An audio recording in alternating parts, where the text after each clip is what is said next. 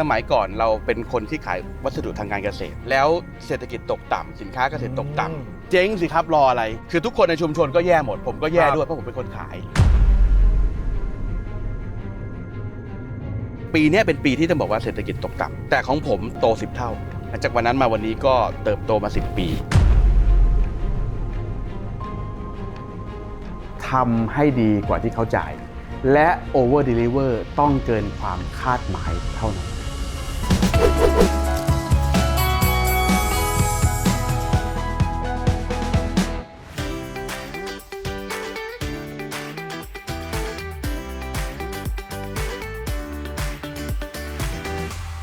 ผมยืนอยู่ท่ามกลางสวนผักที่จังหวัดเพชรบูรณ์ครับเป็นของกลุ่มเกษตรกรปลูกผักอินทรีย์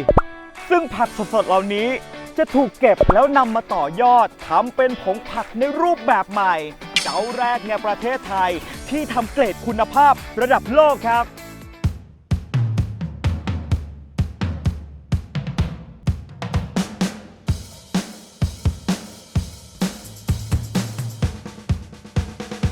ไร่สายชน101ครับพี่เบสพี่เบสครับสวัสดีครับพี่ สวัสดีครับ ผมตามมาจากในไลฟ์เลยครับสุขภาพดีไปกับยูสมาย101ซุปเปอร์ฟู้ดมายังไงก่อนมายังไงผมก็ต้องตามมาหาพี่จนเจอพี่คือผมอะอยากจะมารู้จุดเริ่มต้นของพี่แต่ถามก่อนว่าพี่อะขายอะไรบ้างตอนนี้ขายผงผักที่เป็นผักนาโนแต่จริงๆลึกๆของเราก็คือขายสุขภาพและอายุยืนแล้วพี่มาเริ่มต้นทำตรงนี้ได้ไงครับเจ๊งสิครับรออะไรคือจริงๆอ่ะสมัยก่อนเราเป็นคนที่ขายวัสดุทางการเกษตรครับแล้วเศรษฐกิจตกต่ำสินค้าเกษตรตกต่ำคือทุกคนในชุมชนก็แย่หมดผมก็แย่ด้วยเพราะผมเป็นคนขายช่วงนั้นก็ต้องคิดว่าแล้วเราจะพลิกกลับมายังไงให้มันสามารถกลับมาค้าขายได้ปกติแล้วมันเข้าเทรนด์ครับก็เลยคิดว่าสังคมสุขภาพมาแน่ก็เลยมองหาธุรกิจที่ใช้ผักในชุมชนเนี่ยแหละไปแปรรูปเป็นสินค้าถ้าเราจะกลับมาทำธุรกิจใหม่ให้มันดีขึ้นเนี่ยมันน่าจะเป็นเรื่องที่ใหญ่และเป็นเรื่องที่ช่วยชุมชนได้และเป็นเรื่องที่ประเทศไทยมีศักยภาพก็คิดนะคือแค่คิดแต่ยังคิดไม่ออกครับ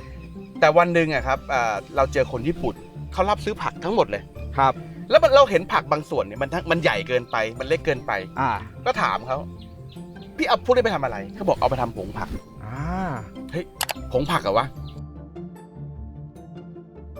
สมัยนั้นมันไม่มีเกิดขึ้นชาเขียวยังไม่ดังด้วยเขาบอกว่าเนี่ยไปชงกินมันเป็นเกี่ยวกับอายุยืนเกี่ยวกับผิวเกี่ยวกับสมองผักชงใส่น้ำเนี่ยนะครับแต่ได้ไอเดียเมื่อก่อนเราคิดว่าจะซื้อผักเนี่ยตอนนั้นจะทำเป็นน้ำแต่ไอเป็นน้ำเนี่ยคงซื้อได้ไม่เยอะแล้วก็มันน่าจะขนยากเหมือนฟ้าประทานเพราะว่าผักอะครับ100 โลเนี่ยมันจะได้ประมาณ 4-5 โลได้น้อยแปลว่าเวลาเราจะช่วยซื้อเนี่ยเราจะช่วยซื้อได้จำนวนมากครับตอนนั้นได้แค่แขวนไอเดียไว้ก่อนเพราะว่าไม่มี how to เลยก็ลองสุ่มดูไปแล้วก็ไปสั่งซื้อของเข้ามาดูว่าแนวทางมันเป็นยังไงคืออยู่ประเทศไทยเนี่ยเรารู้คีย์แล้วว่า1มันจะต้องทำเกษตรกรรมมาแน่นอนเพราะเราเป็นประเทศเกษตรกรรม2มันควรจะเป็นเกษตรอุตสาหกรรมเพราะว่ามันจะได้สามารถภาษาเราเรียกสเกลธุรกิจได้ใหญ่ขึ้นแล้วก็มีคนเข้ามาร่วมจำนวนมากส่วนมากธุรกิจอย่างเงี้ยจะมั่นคงแต่ถ้าจะให้ดีสุดเลยต้องเป็นเกษตรคุณภาพสูงไม่ใช่เกษตรราคาสูงนะครับเกษตรคุณภาพสูงแปลว่าผลิตออกมาแล้วมีคนต้องการมีคุณภาพที่ดีเพราะฉะนั้นเนี่ยผู้แปรรูปก็จะมีความยั่งยืนด้านรายได้ทีนี้ตอนที่เราทำอะครับถ้างั้นเราไม่ปลูกเราเป็นโซ่ข้อกลางคอยแปรรูปเราไปหาแหล่งชุมชนที่เขาปลูกและเขาพร้อมเปลี่ยนจากเกษตรทั่วไปเป็นเกษตรอินทรีย์เพราะว่าอีกฝั่งหนึ่งของโซ่ก็คือคนที่จะซื้อผมก็เลยคิดว่าถ้าคนจะทานอาหารสุขภาพจริงๆในวันนั้นจนถึงวันนี้หรืออีก100 ปีข้างหน้าเนี่ยคงอยากจะให้มันเป็นธรรมชาติที่สุดปลอดภัยที่สุดแล้วดีกับเขาที่สุดมันก็ต้องตอบโจทย์ที่เกษตรอินทรีย์แสดงว่าพี่มองถึงประโยชน์เป็นสิ่งสำคัญที่สุดประโยชน์ของคนที่เข้ามาเกี่ยวข้องกับผมก็คือผู้ปลูกต้องได้ประโยชน์คนกินต้องได้ประโยชน์แล้วสุดท้ายเราจะได้ประโยชน์เองซึ่งอันนี้พิสูจน์แล้ว10 ปีเราถึงเป็นแบรนด์อันดับ 1ทีนี้ความยากสุดคืออะไรรู้ป่ะคือสิ่งที่ยากที่สุดในการส่งเสริมเกษตรอินทรีย์ที่ไม่ได้ปลูกเองคือการคุยกับเกษตรกรให้รู้เรื่องส่วนมากความอดทนต่ำหมายถึงเราต่ำเราแบบคุยแล้วโอ๊ยพี่ไม่ทำเขาก็เลยไปปลูกเองแต่ผมเชื่อว่า ถ้าเราพยายามพอเราจะทำได้ เราก็พูดคุยกันตั้งแต่เริ่มตอนแรกเขาคิดว่าเรามาหลอกลวงบอกไม่ใช่เดี๋ยวผมรับซื้อผมจะทำผงแบบนี้นะครับเอาไปขายคนแบบนี้นะครับ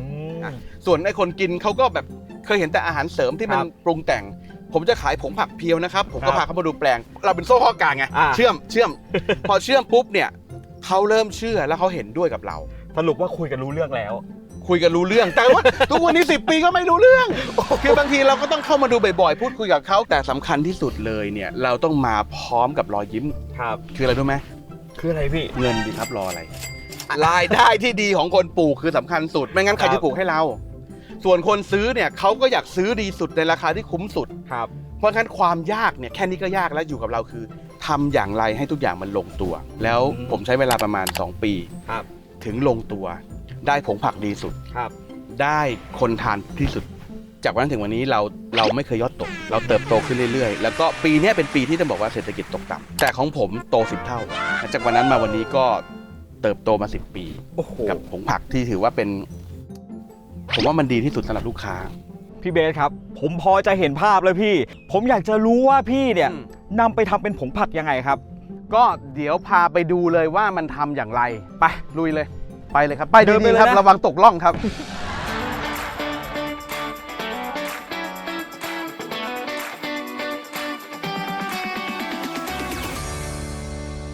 เอาละทีนี้ก็จากแปลงเมื่อกี้นะมาถึงตรงนี้แล้วนี่เป็นคือแหล่งผลิตผักนาโนโอ้โหเข้ามาแล้วสะอาดมากเลยพี่แน่นอนเพราะว่าความสะอาดเป็นหัวใจของอาหารสุขภาพครับคือสิ่งเดียวที่จะต้องคำนึงคือความสะอาดสูงสุดเพราะฉะนั้นเดี๋ยวเราจะพาไปดูตั้งแต่เริ่มต้น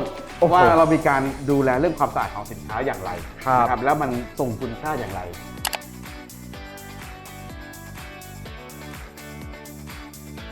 คืออย่างแรกเลยก็คือเรามีการรับสินค้าจากเกษตรกรนะครับรถเกษตรกรจะจอดตรงนี้แหละนะครับแล้วก็นำผักต่างๆเนี่ยลงมาเพื่อให้ทางฝ่ายของ QC เนี่ยตรวจเช็คว่าตรงสเปคไหมสีใช่ไหมมีการปนเปื้อนเน่าไหมซึ่งเป็นขั้นตอนแรกเลยในการตรวจถ้าตรง QC จะอนุมัติเพื่อให้เข้าในโรงงานได้นะครับอย่างแรกเลย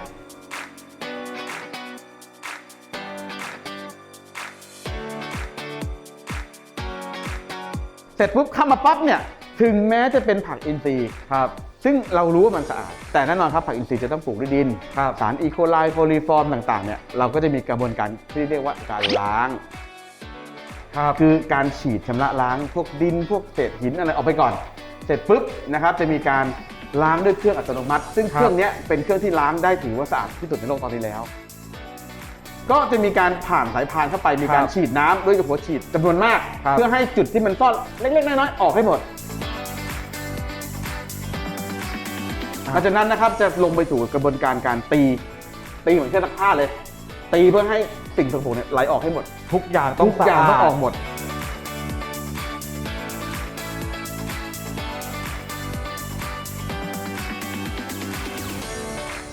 และความลับของน้ำในโรงงานนี้คือเป็นน้ำ RO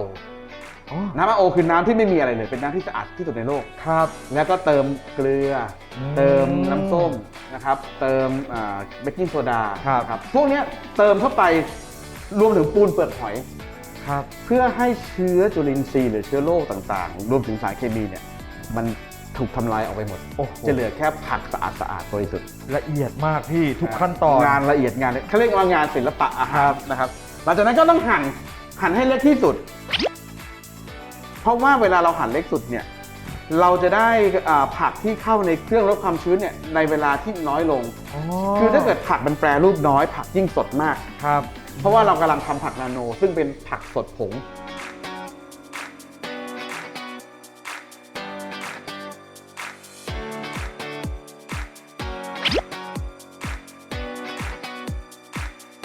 หลังจากที่เราเข้าเครื่องเสร็จแล้วเนี่ยเราก็จะต้องมาคัดว่าไอ้ที่มันแห้งเนี่ยอันไหนแห้งไปมันก็จะมีสีคล้ำไม่เอาไม่สวยแล้วก็พอคัดเสร็จปุ๊บก็เข้าเครื่องนาโนเทคโนโลยีซึ่งเป็นความลับสุดยอดวันนี้ในโลกมีแค่3บริษัทที่ทำได้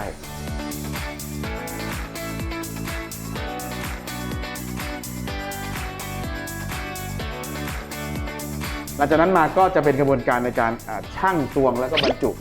นะครับด้วยเครื่องจักรที่เป็นเขาเรียกว่าเครื่องดิจิตอลเพื่อให้มันน้ำหนักมันต้องตรงเป๊ะ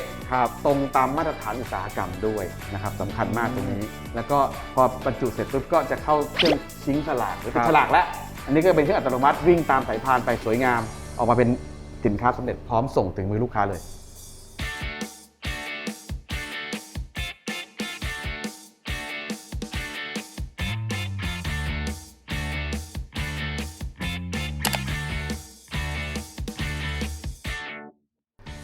คือตอนที่เราดูเทคโนโลยีทั่วโลกเนี่ยผงผักก็คือผงผักแต่ผงผักเพียวๆเนี่ยมันไม่สามารถชงกินได้มันก็เลยต้องจำเป็นต้องไปผสมกับวัตถุผสมต่างๆเพื่อให้มีรสชาติเพื่อให้เจือจางลงซึ่งผมรู้สึกว่าแล้วเรากินเพียวๆได้ไหมคำตอบก็คือกินเพียวได้ชงได้แต่ต้องละเอียดมากทีนี้ข้อดีของการละเอียดอีกอันหนึงที่มันซ่อนไว้คือจาก delivery หรือการกระจายของสารอาหารในท้องถ้าละเอียดมากสารอาหารออกมาเร็วมากร่างกายใช้ประโยชน์ได้เยอะมากโอ้โหมันถึงต้องเป็นนาโน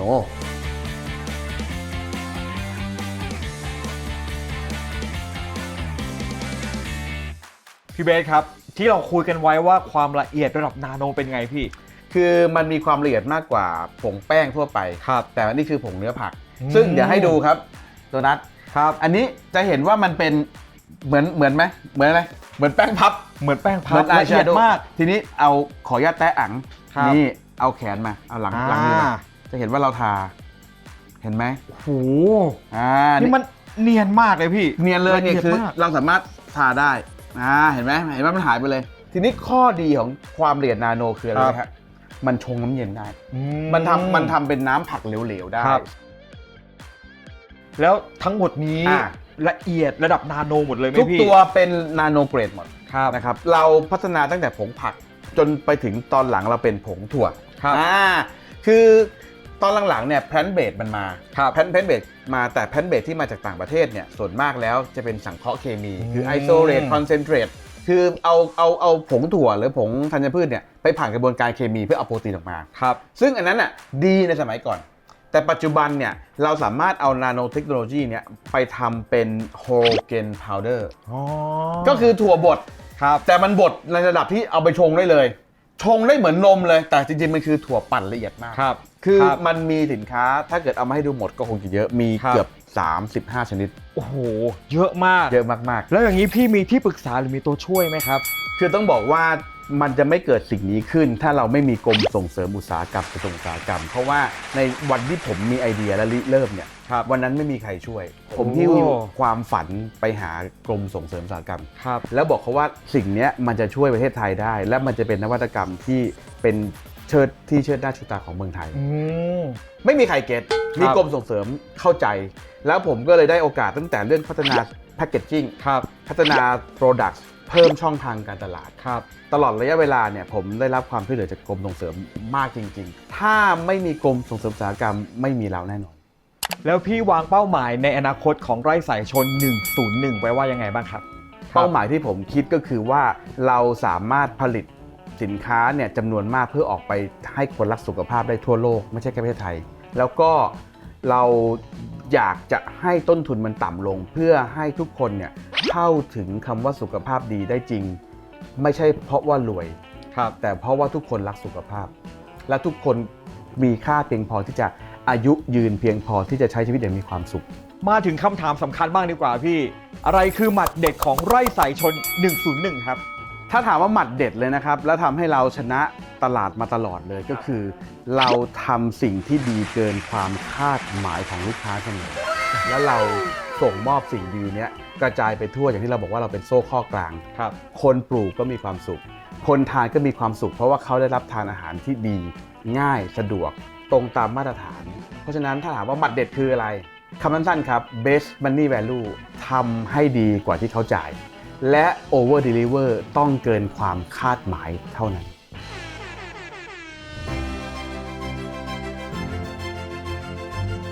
และนี่คือผลิตภัณฑ์ผงผักคุณภาพโดยคนไทยเพื่อสุขภาพของคนไทย